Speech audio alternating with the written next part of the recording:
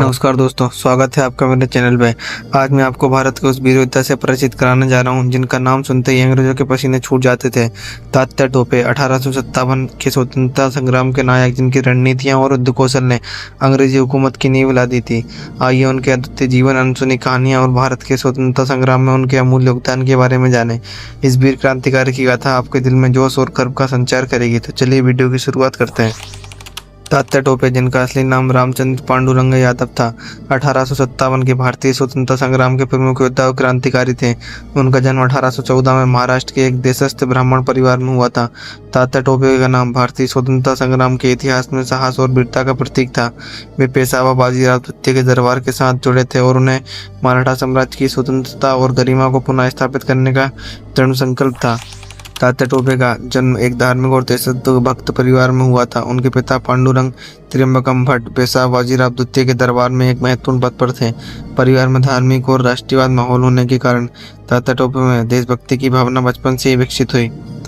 तात्या टोपे ने 1857 के स्वतंत्रता संग्राम में प्रमुख भूमिका निभाई। एक संग्राम की शुरुआत में वे नाना साहब के साथ थे और कानपुर की लड़ाई में अंग्रेजों के खिलाफ संघर्ष किया। अंग्रेजों ने जब कानपुर पर कब्जा कर लिया तो तात्या ने अपनी गोरिल्ला युद्ध नीति का प्रयोग किया और उन्हें चकमा देकर कई बार अंग्रेजों को हराया। तात्या टोपे की एक प्रमुख रणनीति थी, वे अपनी सेना को छोटे छोटे दलों में बांट देते थे जो अलग अलग जगहों पर छापा मारकर हमला करते थे। इस रणनीति ने अंग्रेजों को बहुत परेशान किया। उन्होंने ग्वालियर, कालपी और झांसी जैसी जगहों पर भी महत्वपूर्ण लड़ाइयाँ लड़ी। तात्या ने लक्ष्मीबाई झांसी की रानी और नाना साहब के साथ मिलकर अंग्रेजों के खिलाफ कई मोर्चों पर लड़ाइयाँ लड़ी। तात्या टोपे की युद्ध रणनीतियाँ बेहद प्रभावी और चतुराई से भरी थी। वे पारंपरिक युद्ध की बजाय गोरिल्ला युद्ध नीति पर ज़्यादा भरोसा करते थे। इस युद्ध नीति के तहत वे छोटे छोटे दलों में बंटकर अचानक हमला करते फिर तुरंत गायब हो जाते।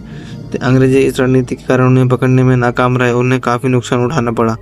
उनकी सबसे प्रसिद्ध लड़ाई में एक झांसी की रानी लक्ष्मीबाई के साथ थी। जब अंग्रेजों ने झांसी पर हमला किया तो तात्या टोपे ने लक्ष्मीबाई की मदद की और अंग्रेजों के खिलाफ जंग लड़ी। इसके अलावा उन्होंने कालपी की लड़ाई में महत्वपूर्ण भूमिका निभाई।